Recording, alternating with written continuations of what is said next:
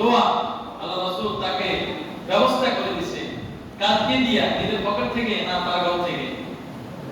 তার ঘর থেকে, তার ঘর থেকে। কেন? তার ঘর থেকে যখন আপনি কোনো কিছু দিয়ে তাকে সহযোগিতা করে দিবেন, বুদ্ধি দিবেন, তখন তার কাছে মায়া থাকবে, মহাব্বত থাকবে, আন্তরিকতা থাকবে, ভালোবাসা থাকবে, আগ্রহ থাকবে, অনুপ্রেরণা, অনুগ্রহ থাকবে।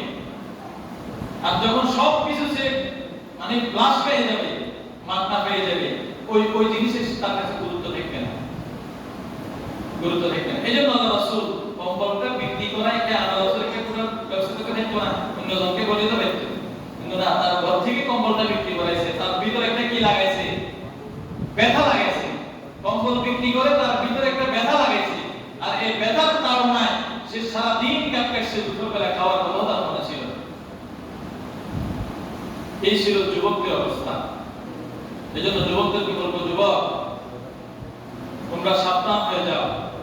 নিজেদের যৌবন কালের জন্য তোমাকে কালকে আমাদের ময়দানে আল্লাহর